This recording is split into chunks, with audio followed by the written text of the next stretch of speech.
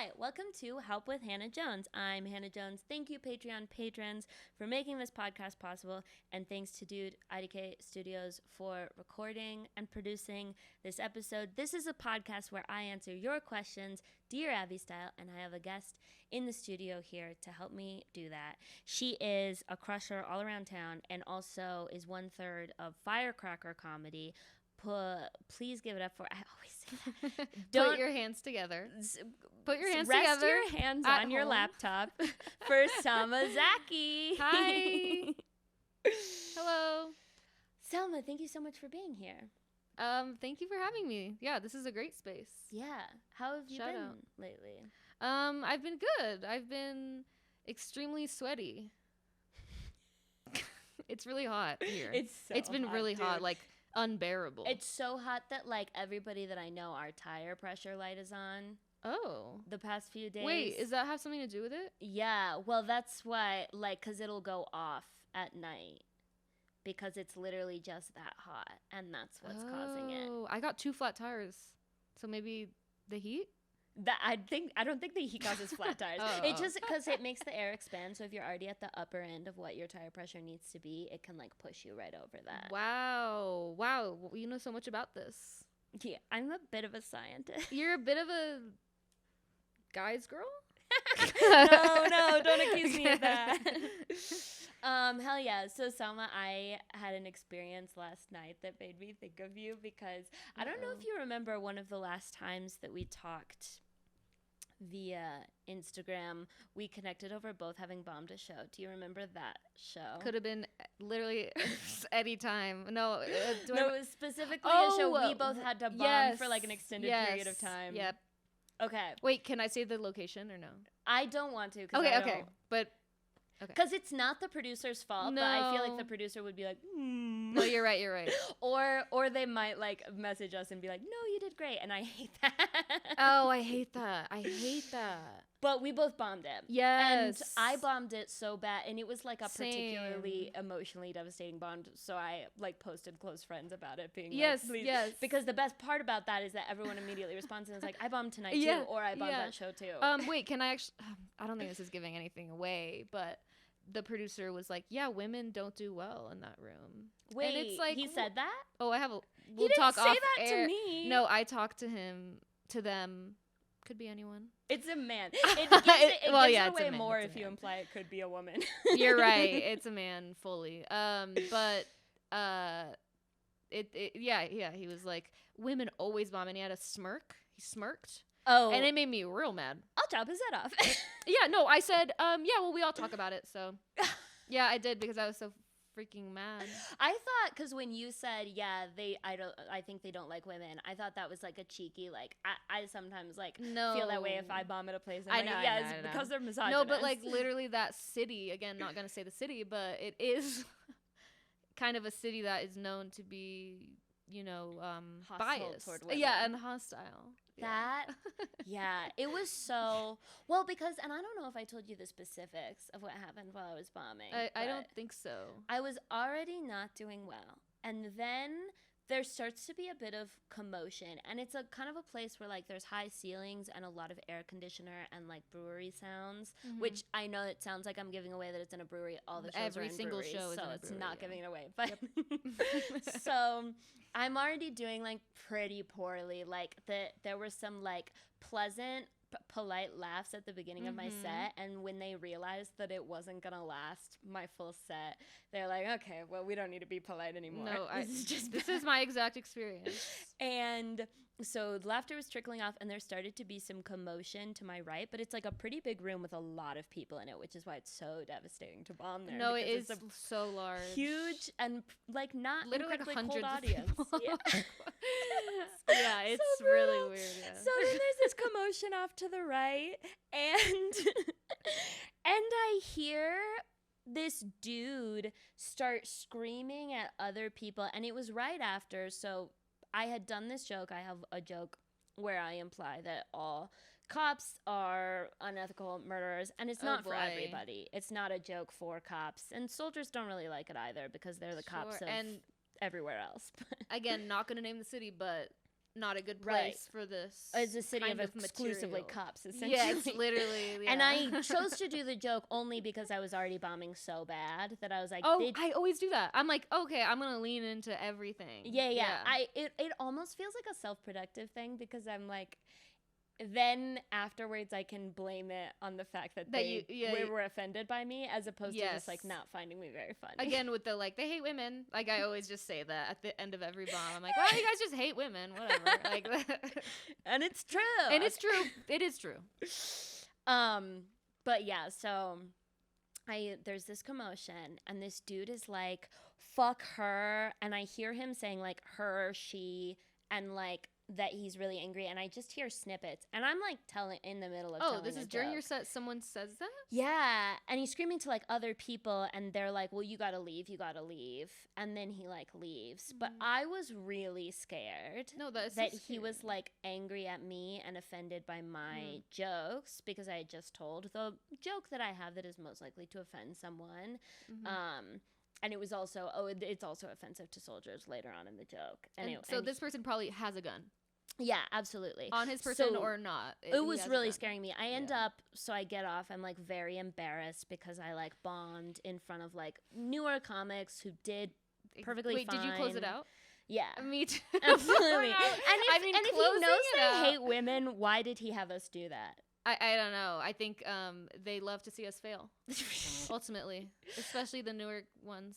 So afterwards, I'm like really scared and shell-shocked, not just from the bomb, but like from the potential that someone's like really angry with me who has a gun.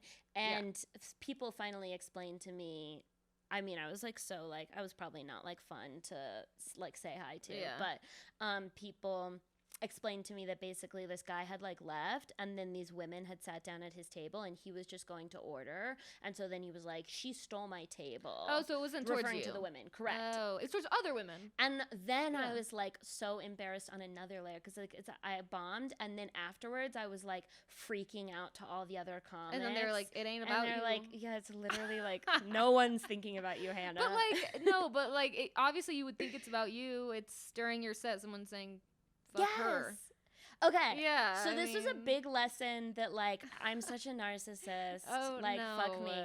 So then last night at my show, there's a table of two men in the back left, and there's a ruckus, and they're kind of like being loud, but it's like a loud circumstance, and I can't really hear them. And especially there was a lot of laughs, because this was a show where I was doing better, and there was a lot of laughs, so I couldn't really hear these dudes, but they were talking. And then I saw another comic be like shushing them, and it was a whole commotion. And so at one point it got to be kind of disruptive, but I like glazed past it. And then I was like, Hannah, it's not about you. These guys are just wasted. And then after the show, I'm like feeling good. I'm like, that was kind of like a challenging set at parts, right? Because the audience was chatty, but like overall it was fine. It was great. I said hi to people. I sold merch, whatever. Amazing.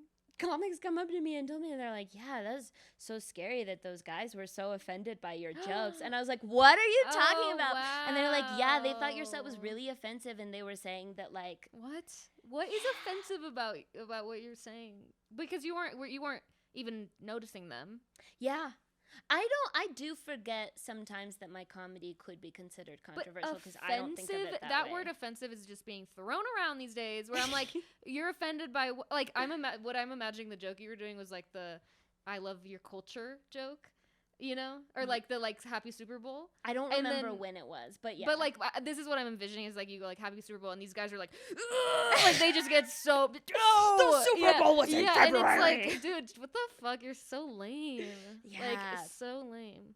No, it was so, but then I didn't even have time to be scared. And I was like, wait a second. The world actually does revolve around me. Yes, people truly do care about what I'm saying, because I have a microphone. You have hand. a microphone, and you're on a stage, and you're probably, I'm assuming, the only perhaps woman on the show. And so it does add like a layer of, you know, just men being angry. Yeah. It was actually, the audience was mostly women, but that is the good. few men in the. Where was this? Can I ask?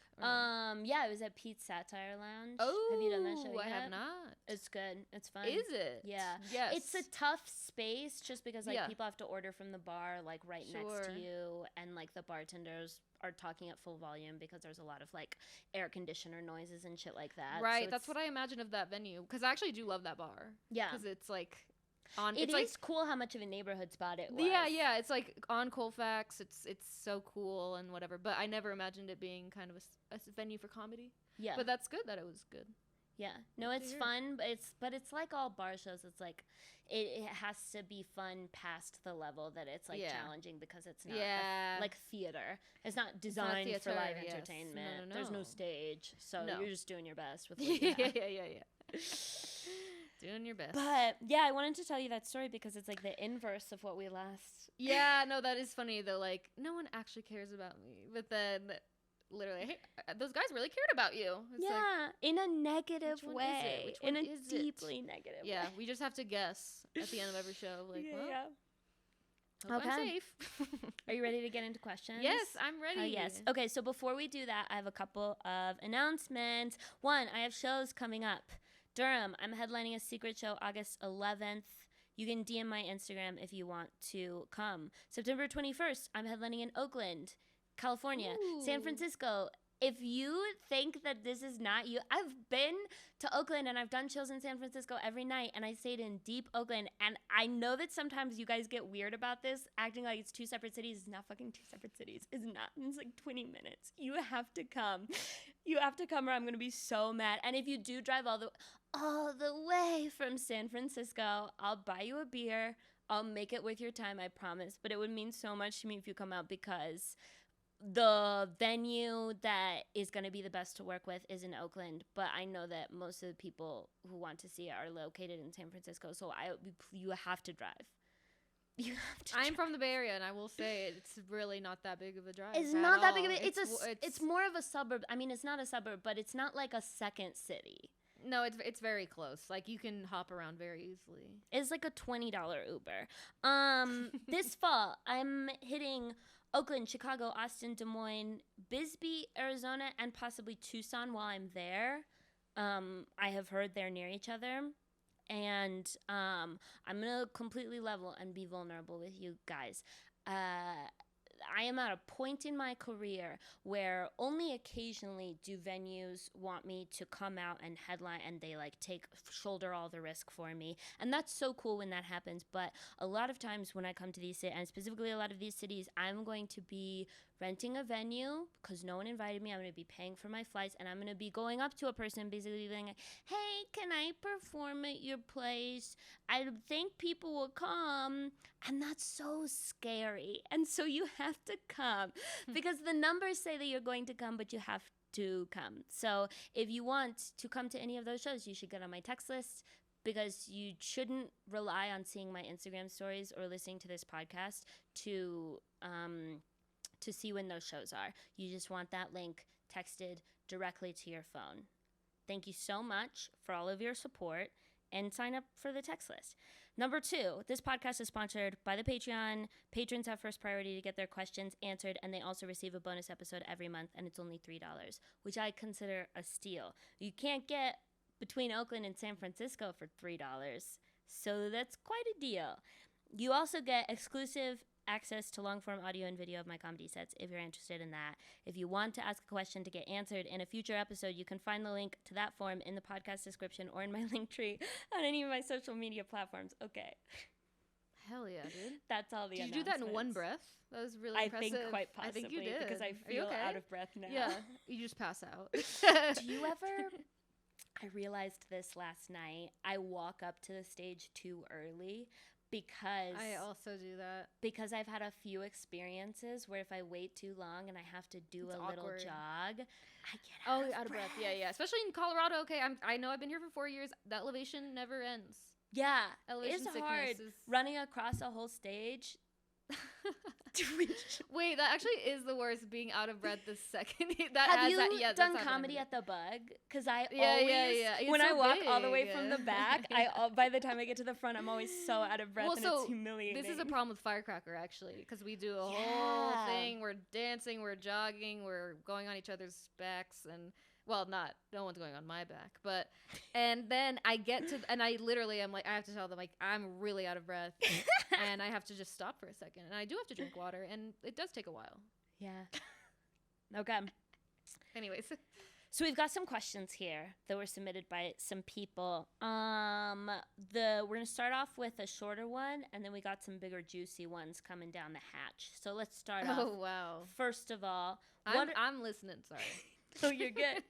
What are some creative, legal/gray area extrajudicial forms of justice for someone who has assaulted someone you care about? Signed, Captain Booty.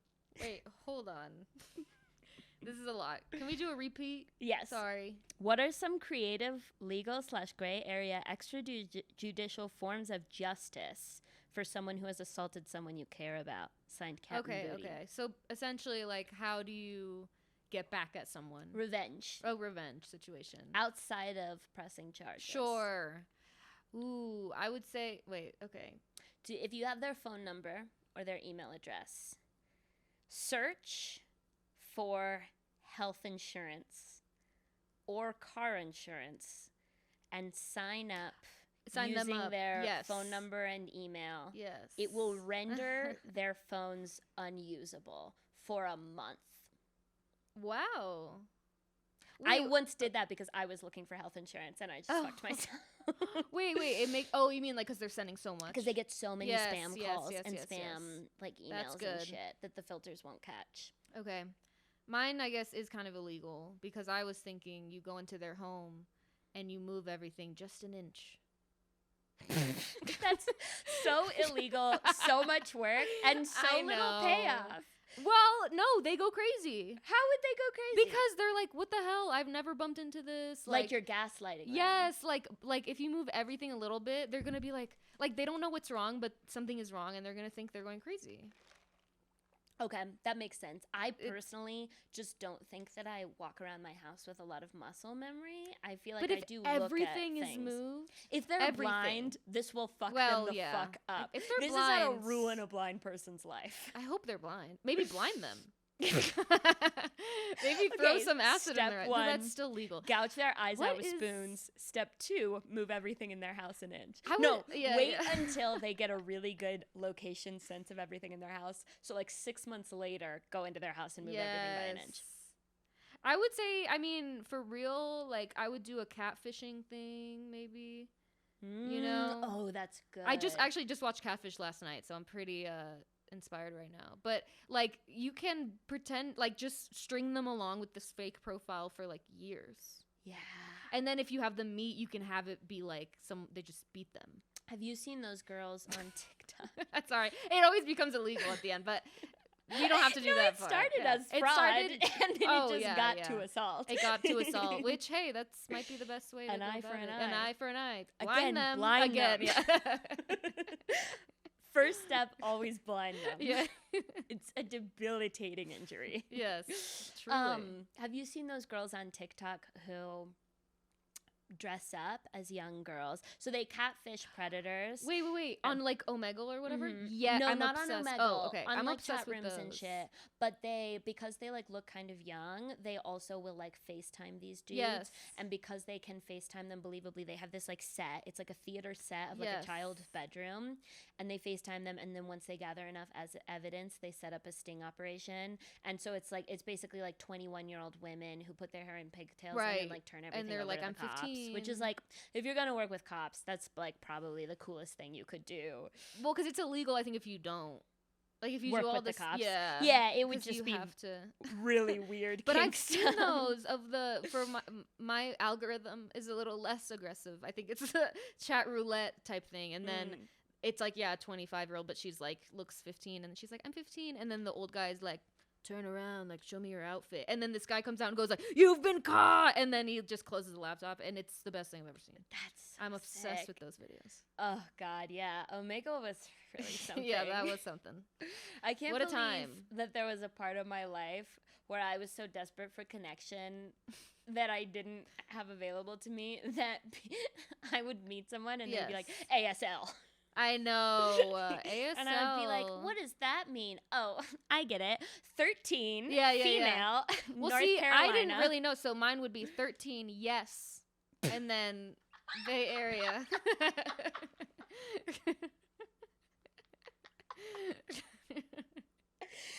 You're kidding. I thought Is the that sex in your was... chat roulette bit? No, it's not. You should add that. I should add. I do have a chat roulette bit, but in the bit, I do also talk about how we would flash people. Yeah. Like, that was a big part of, like, sleepovers. I sent little pics of my extremely rectangular body to predators. Predators have so much, like, they have so much of us, probably. Yeah. You know, like, they have so much evidence. I don't know what they have, but we're in some kind of file somewhere. I remember my friend when I was in middle school taught me how to draw on boobs with, because this was, what? bronzer had like just been invented, to be like clear. you mean cleavage kind of thing? Yeah, you can like draw the shadows yeah. of boobs onto yourself. I knew about the taping. You tape Wait, what? to create a cleavage. You tape your tits? I never did it, but I did know someone who did that. Oh no. Yeah. I should have done it. I should still do it, but that just sounds so painful. I know, but how do you take it off? On your nipples? You rip it off. You rip it off like a Band-Aid. That's literally so sad. It's a sad life. Okay, so creative forms of justice. Move everything by an inch. Yeah. Blind them. Blind them, catfish them, and make them into a predator. Done. Yes. If you can make, honestly, like, if you can catch them in some shit like that, that's good. That's good revenge. Yeah. Sweet. Thank you so much. Okay. This next question is kind of long. So, Okay. buckle up. It's time for story time, but it's so good. Okay. So, I've been avoiding my ex for the past 4 years, who I still have feelings for. I've ran into her at bars, but I've always been able to slip out unnoticed or slip through a crowd, and recently she got a job at the only bar in town I like. I only know this because I went while she was working and was trapped in a power struggle of her making suggestions that I've been avoiding her, and how she's been trying to get a hold of me for 4 years. During this conversation, all my friends stood silent and watched me almost break down as I told her as nicely as I could that I would contact her when I'm ready. She left me when I needed her most. I got arrested back in the day for alleged sales. I ended up beating the case, but she knew what my life was and left when the bad times came. Before I got arrested, we were together for a year before we moved in together, and that lasted the 8 months until I got arrested. So they met, were together for a year, then lived together for 8 months, and then he got arrested and she left. I know she wants to at least try again. She tells every female friend of mine that will listen, saying she's worried about me and that I blocked her on everything except Facebook. I went dark on social media for the past 4 years and recently shared an article, and she commented saying she always loved listening to me rant about topics I take seriously, and pretty much everyone close to me sent me a screenshot asking what's up. Now I have to stop the small town rumors before they spread. I'm conflicted because I don't want to look like a sad little puppy running back to her, but also she's all I've wanted for the past 4 years. Signed, the Cheese Wonder. Okay. Oh, is there a question, or is it this is? Yeah. Like, what do I do? Oh, okay. Okay. This is an insane story. Yeah. I have so many questions. When you talked about the alleged sales thing, I'm like, we got to get this guy to the revenge person. Yeah, also, what 'Cause alleged sales are you talking Like about? fraud? Like, or the something? were you selling fneeds and the whole town Like- is against you now? I don't know. It sounds like he got in some shit, some trouble, man. Yeah, what were Yeah. you selling? Yeah, I Is wish this the financial details- crime or is this like drug sales? Oh, I didn't even think. That is funny to call it sales if it's drugs. So, Let's get him. His sorry, opinion someone on just this. walked into the room who was not planned. That's all. Yeah. Wow. Okay. So let's do a synopsis here. So they in love with this person. Yeah, in love with this person. Yeah. They lived together. He got arrested, and then she like betrayed / abandoned Oh him. yeah. But then came back around. But then for the past 4 years, Right. she's been like stalking, trying to get back with him, and he doesn't want to, but he feels like he's been like worn down almost, and it's a small town. I mean, my first suggestion is fucking move, dude. This town sounds like a nightmare. And also, just in general, like if you really want to change your life, if you were the type of person who like got arrested and was in maybe a toxic relationship with this girl, and you want to be like a different kind of person who has more healthy functional habits, like the best way to accomplish that is to move. And you don't have to move far. Move a couple hours away. This is my first Reinvent thought yourself. with this, though, is he on some kind of probation? That does not, I got a lot of For experience. 4 years? I mean, I don't know what he did. You can be on probation for a long ass time, depending. So, like, I don't know. We don't know the details. But let's say he can't move. This person can't move. It sounds like he maybe didn't even go to jail because he keeps just saying arrested. But what's the 8 months thing? That was how long they lived together before he got arrested. Okay. So I don't think he even went to jail. Okay. So potentially a move could be in the books. If you can move, I would say don't get back to this girl. Don't get back together with this girl because even if she theoretically was the right person for you, it's the wrong time. And it's the wrong time because you had this like incredibly negative experience where you felt betrayed and abandoned from her. It's never going to be possible for you to work your way back to a completely healthy attachment with her. You're always going to be fearing abandonment if things got rough again. So there will be other right people, and hopefully you meet another right person at the right time. And also it just feels like she's been trampling all over your boundaries because she was like talking at you when you were about to break down. That does not sound like a person that you should have in your life. She's causing you a lot of pain that you haven't had the chance to process with yet. I always just wanted, like, do we know age? We don't know age. Here. No. We don't know job, like nothing. Well, Cheese Wonder. Cheese Wonder. Okay, so they live in Milwaukee or something. Quite possibly. Yeah, that is interesting. I mean, I think it's hard with the small town because I feel like, hard. I've never lived in a small town like where everyone knows everyone's name or whatever. Is that something? Did you live in a small town? You did. It's like a medium-sized town, but I was in a religious community where everybody knew everybody's name. So like, I mean, isn't it like tough to kind of it's like a detach. Yeah. You have to like detach. I had to move. I can't imagine living in my hometown. And here's the thing. I also think that our generation has been kind of like pushed to move further away from their family and support network than is necessarily always a good idea, especially if you're broke. There's no reason to move across the country. It's just going to be really hard to have any sort of support network. But like every state, within like every small town generally, unless you're like really in the middle of nowhere, within 2 hours there's like a little bit bigger town, and that's a great place for you to live if you want to be in a place where no one knows that you were arrested. And also just like there's only one bar in town you like, that's too small of a town. Get to a bigger town. And then she works at the one bar. I mean, it sounds like a Netflix series waiting to happen, which you gotta just get out of there. Yeah, it's like the one bar. What is this town? I mean, it is so it is like you're stuck in the small town like mindset, and it's like you gotta even a couple hours away, like you were saying. It's also like get on a dating app, meet new people, anything, where it's like detach. Are there other girls in this fucking town? Are you dating around? I feel like he's dating the hottest girl, it sounds like. Oh god, and she's a nightmare to be around because she's the hottest girl in her town. She works at the bar, and, Miss Milwaukee. Yeah. She works at the bar and makes amazing money. Yeah, she gets all the tips from like the regulars who are like elderly and weird. Yeah. And she set her sights on you because you're a bad boy and it's irresistible. Yeah, you're probably hot too, which I don't like. How dare you? How dare you, one, be hot, and two, act like you need our help. You don't need our help. You're set. Help. Get on a dating app. Although I do feel like dating apps in small towns are horrendous because you're like, there's my instructor. Running into people's moms and dads, exactly. basically. No, it's I think you gotta get the heck out of there. Or if you can't afford to like move, just like get away for a couple months. Like just something, I feel like an adventure awaits.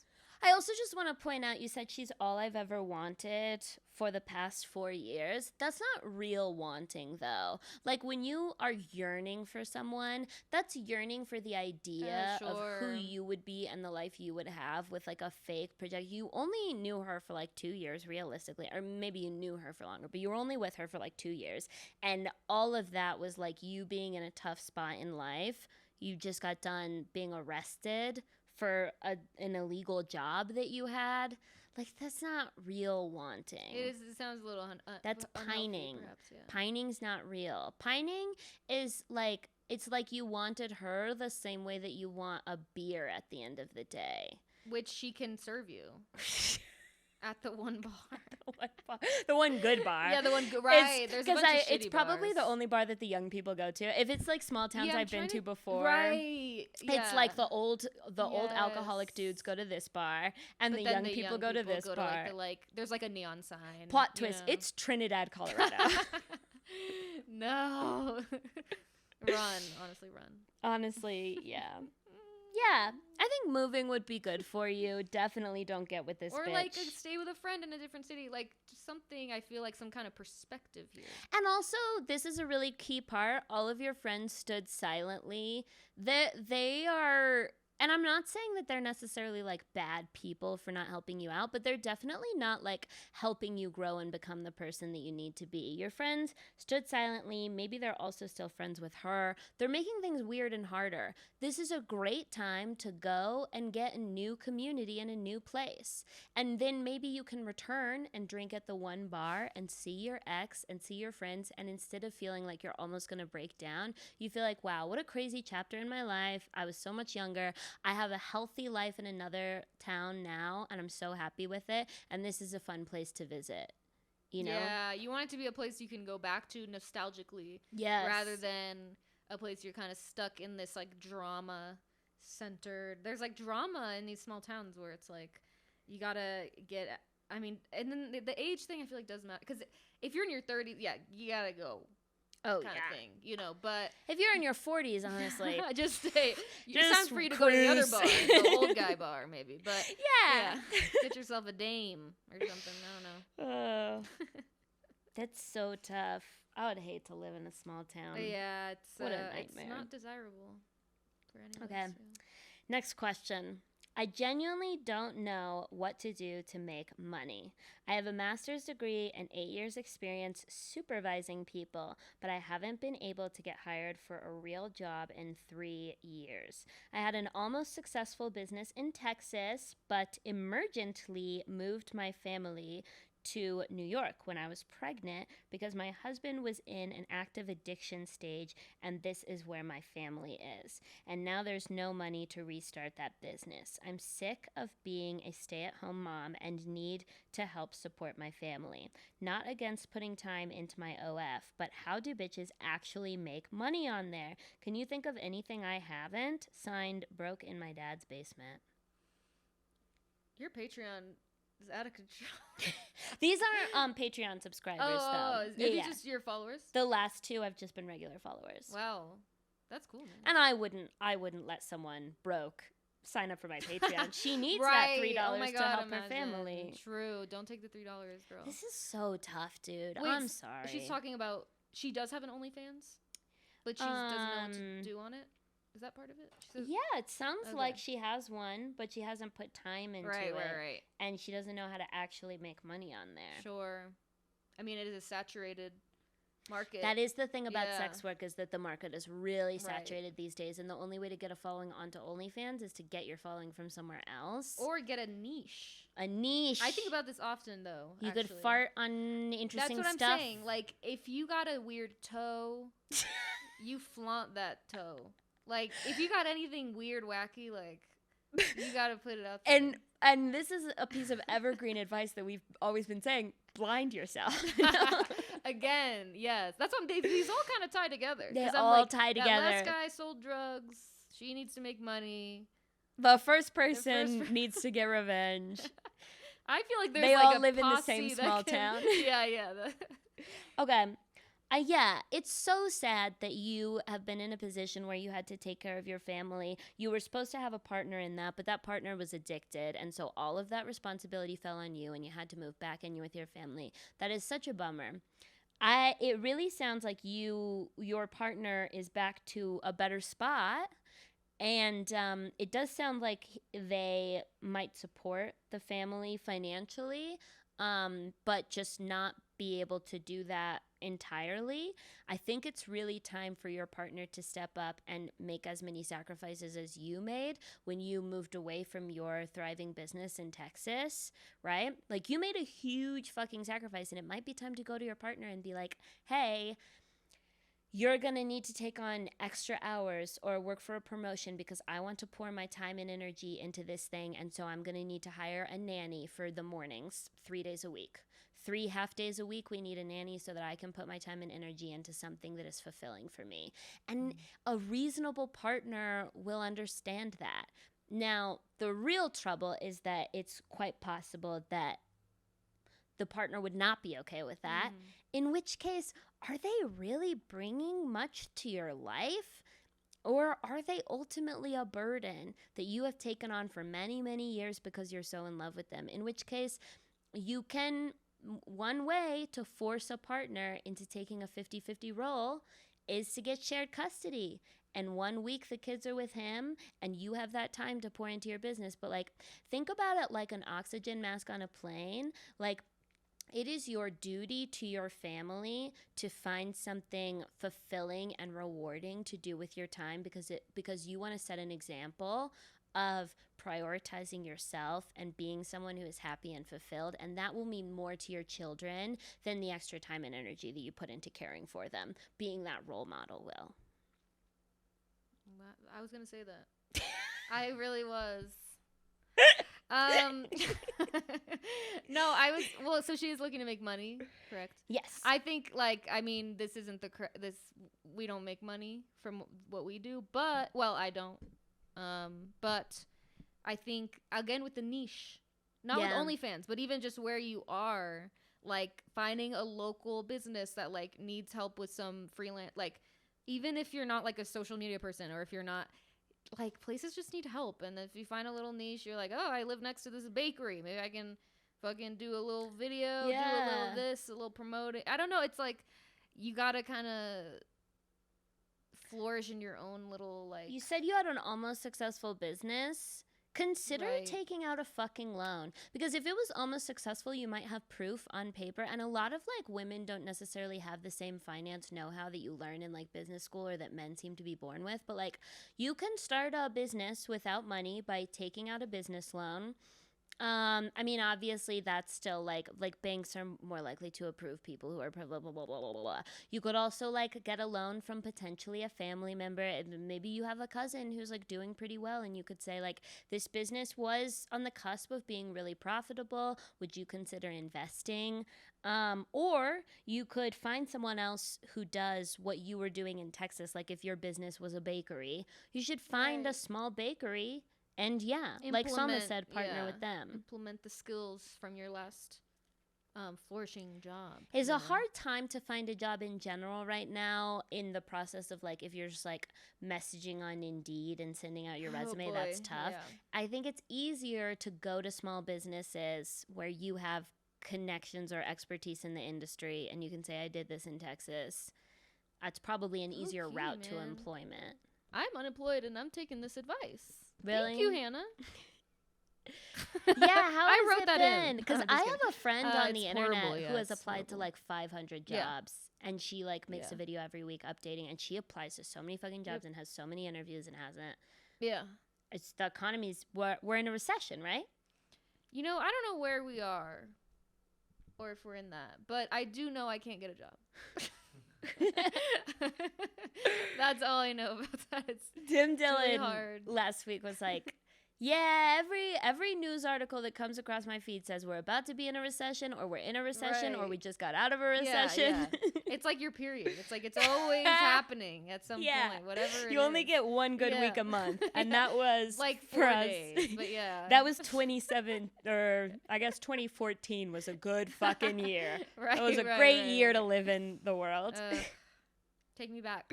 I always say that. Take me back to 2014. How do bitches actually make money on OnlyFans? I mean, I think it's about consistency. You do have to like really put your all. It's like a business. I mean, you're your own. You have to put your all into it, and you have to put all of it into you. I mean, I view it as stand up. Like you have, like you're starting from the ground up. Like you have to also like promote it on other. I heard Reddit is a good place to promote your OnlyFans, because I always think about that. I'm like, if you want to be anonymous, you can't go on Instagram and be like, because you don't want people, maybe like your family, whatever, knowing. So then you have to go on like Reddit or like some other kind of platforms to promote. I have heard that, and I have known people who have posted have posted whole on Reddit just for the like woo kind of Whole. experience Whole on anonymously. No, have posted their whole Yeah. onto Reddit for the experience. And my thing is that I don't know how much time you've spent on Reddit, but like every time I go on there, Reddit, sorry. I am so scared of Reddit. I love it. It is the seedy underbelly. To me, you're hanging the out on Reddit Reddit feels like hanging out on like a street corner where drugs are sold. I love it. No. I think you're in the scary part. What are you researching? Well, okay. So originally I would research different Reddits that were like relevant for like information. So I was on like a van life forum and I like asked a question that apparently had been asked before, even though I went back the like 3 pages and didn't see it anywhere. And they were like so pissed that I asked a question that had been answered before. Yes. I did my homework. They were so angry. I've promoted comedy shows in just like Denver, things to do, stuff like that. But then stuff started to get recommended to me, and I don't know what algorithm stuff's getting recommended to me because I see like, I remember this subreddit came up in my feed that was recommended, and it's called, have you heard of this? It's called True Rate Me. True Rate Me? Yes. No. Okay. So basically, to me it feels tangential to incel culture. Wait, this is on Reddit? Oh yeah, yes. Reddit is so yes, that's exactly the idea, the premise is that you post photos of yourself and people tell you what you are on a scale of 1 to 10. Amazing. But here's the thing. Okay. I love that. I see this girl, unbelievably gorgeous. Right, so like 4. Post a photo and someone was like 8 and a moderator had an automated response that said, warning, penalty for overrating, and it linked to the scale that particular subreddit uses to rate people. Oh. And so I clicked on it, and the scale is, I swear to God, this is so funny. Okay, so like, it has like 10 and then like a row of like 6 pictures of 10s and a 10 and a row of 6 or 9 row of 6 pictures of 9s. And so the 10s through the 6s are all actual models and actresses. Like famous people who are famous for being hot. And then the 5s are like comedians. No. The 5s are like girl next door types. Oh, okay. And then the 4s are by and large comedians. And then the 3, because they're using famous people, that's like where they're getting the pictures from mostly. And then the 3s are by and large comedians and like really normal looking girl. Like I would 100% be like a 2 or a 3. And then the 2 and 1s are like kind of like disfigured medically on certain levels. So like extreme acne or something. And then they have another one for men, but men don't usually post their pictures. It's usually women, and then men do the rating. But they have one for men, and it's like, it's like the 10s are models and actors, and the 9s are too, and then 7 through 3 is just normal looking dudes who look like my friends, and then like 2s and 1s are again medically like disfigured people. Right, okay. Absolutely fucking insane. Okay, I see how you've been wronged by Reddit. There would be this beautiful girl, and everyone would be like, I guess I have to say 5, but I really think you're a 10 in my eyes. And all these dudes are like, it's like you can see the cognitive dissonance of their incel training coming out, because they're like, you know, the bosses, the admins say I can't rate you what I really want to, but in truth, I feel that beauty is subjective, and you don't deserve this harassment. But then it's like, why are you on this? Yeah, and the girls are young. You can tell they're like 14 when they're posting these pictures of their faces, but they're like, I'm 22. It's so bad. Wow. So that's the side of Reddit that scares me. I would love for someone to say I'm a 2, and then I can just, like, I don't know. I just think that would be funny to have on file. I would like that on file. Why would you want that on file? I don't know. First of all, okay, privilege, you don't have that on file.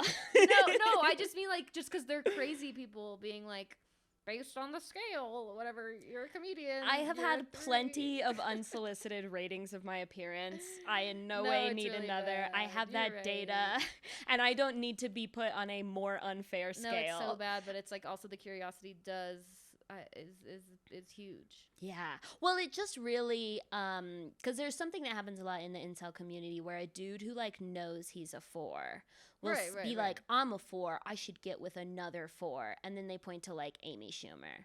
And they're like, see, a 4. And on that scale, I believe Amy Schumer is like a 3 or a 4. But it's like, but Amy Schumer is like young, blonde, thinner than average. Yeah. people don't think she's thin because they see her on TV next to like really skinny people. Right. But it's like Amy Schumer's like a Yeah. normal, good-looking woman. But then when you're like, if you're putting 10 as fucking what Megan Fox or something? Yeah, I think so. And you know, it's like the scale doesn't make, it's like disproportional to what humans are like. It's also it's so fucked up on another level. I mean, it's so fucked up on all the levels, but they'll have like 6 photos, right? And the first 5 are all white women. And then I thought that's what and you were then gonna somewhere say. in there there'll be one black woman, so you can like see I thought you were how gonna it. be like the 10s or the whites and the 2s. Like I thought it was gonna be like No, but I think racial there as are. fuck. I think there is more racial diversity at the bottom than there is at the top, Yeah, which is like that's because it's all crazy. It's crazy men. well, it's the standard. Yeah. Yeah. We could go on and on. Really, I mean, this isn't. But so you see why I'm scared of Reddit. yeah. Don't use Reddit to promote your OnlyFans. I cannot imagine putting a nude Damn, on Reddit okay, and getting you're ripped to right. fucking. Okay, not on shreds. that. Not on the rape me. I think there is like Your left areola is far too big and lower than the right one. Well, that's how I found on sad nipples on Reddit, and it really helped me. Sorry, what? I posted a clip. Obviously, you didn't see it. It's about my sad nipple syndrome. Sorry, what? Oh, when people touch your nipples and it makes you sad. Yes. Okay. And that I found on Reddit, the community. So I'm saying, like, you don't look at me like that. There's a community of people who. Well, I looked it up because I was so confused when it happened that I looked it up, and it was all these Reddit threads. Wow. And it made you feel less alone? And so you see, there are 2 sides to Reddit. That's what I'm saying. There is a really dark side to Reddit. But there's also a community, a sad nipple community. Okay, wonderful. Last question, Salma. Let's bring it home. How do you get over someone you see all the time, same friend group? Signed, Broken Heart in Denver. Oh my god. In Denver? Yeah. They could be. I know who wrote this. Wait, really? My ex. No, I'm just kidding. That would be so funny yeah, if that you would did. be funny. How do you get over someone that you see all the time? Mhm. Yeah. See them less. Yeah, you just can't. Sorry. And we end there. You can't. It's just like, That's the end. is this your main core friend group?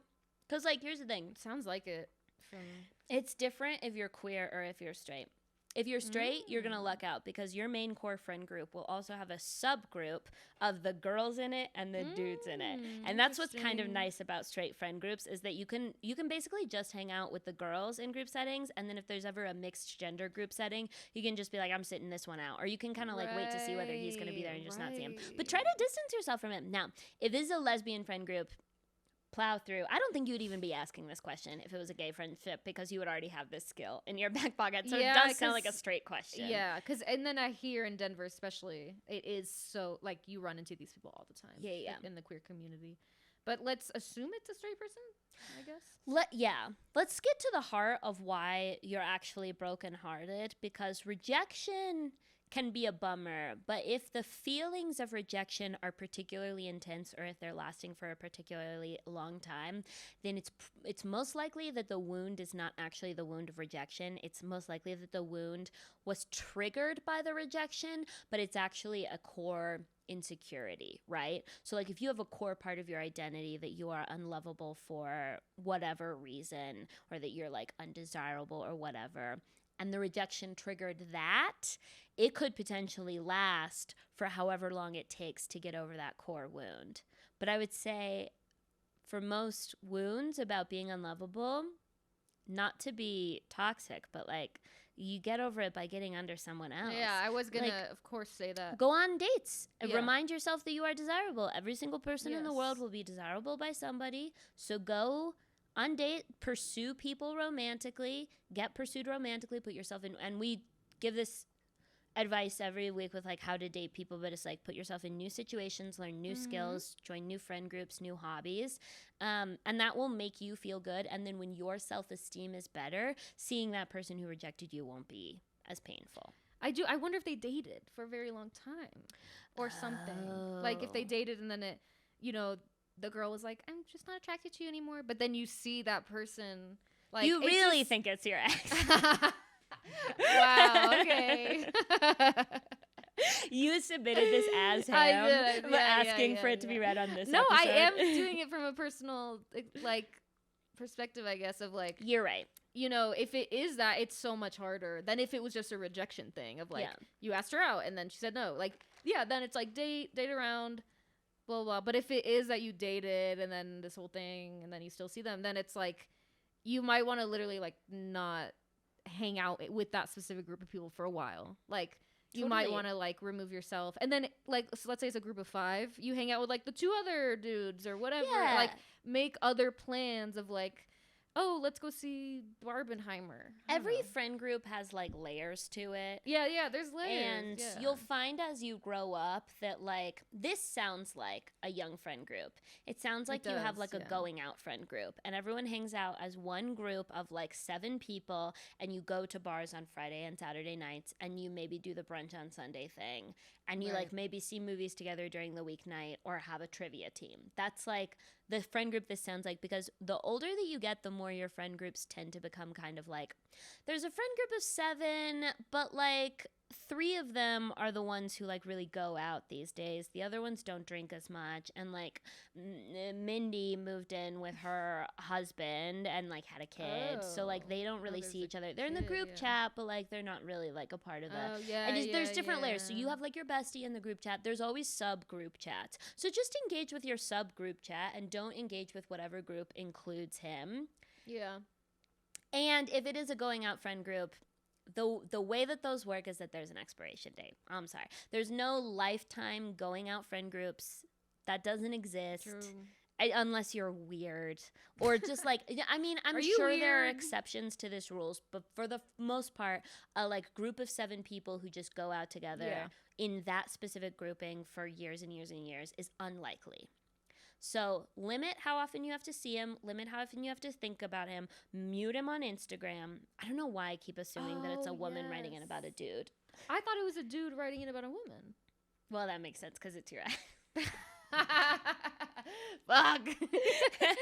No, the muting is huge. Muting is huge. Muting is huge. Muting is my superpower that as soon as that was added to Instagram, oh my God, it's like I was using changer. It left and right. And I don't love that, like, I definitely, like, one way that I'm good at, like, not ever getting jealous of people is that if I think that there's the potential for jealousy, I mute the fuck out of them, like, early on. And it's, like, good because I'm protecting our good energy together, but then sometimes, like, big things will happen in their lives, and I'll be like, oh, I'm so sorry, I had no idea. Right. I mean, that's what the thing with Instagram and stuff is, like, it's how you know when things happen to people. Like, no one talks about it. They just post about it. And so...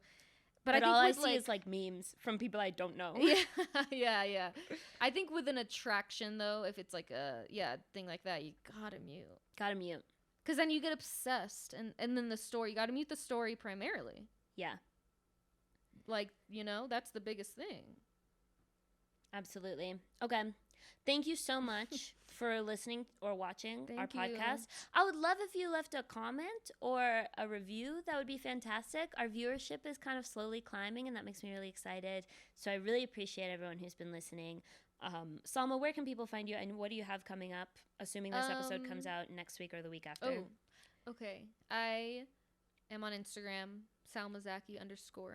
Salmazaki's taken. I've contacted her. By who? By Salmazaki. Oh, right, of course. Contacted her, tried to follow her, everything. Nothing. Radio silence. Anyways. Is she pursuing a life in entertainment? Because if she's not, she can kill herself. I don't think she's private. Which I'm like, if you're private, give me the thing. If you're private, do not have a firsty lasty You can take name. the underscore. Like, come on, girl. Literally. Anyways. What do I have coming up? Well, we have Firecracker. Wait, so our last Firecracker is September 14th at Hooked on Colfax. So that's like the big, like, that's... If you're in Colorado, you should absolutely go to that show. Yeah, it's a very fun show in a basement, a coffee shop basement. Firecracker Comedy on Instagram. We do all the things on there. Yeah. That's pretty much it. And then catch Salma in New York coming October. It's happening. For me, folks. I'm available at Hannah Jones Cool on all of the platforms. My Linktree has all of the helpful info if you're looking to submit a question, if you want to join the Patreon and get that bonus episode, or if you want to come to see me in Durham on August 11th or September 21st in Oakland or San Francisco. Please sign up for my text list. If you ever want to see me live, that's the best way. Thanks for listening. Have a great day. Have a good day and a great day.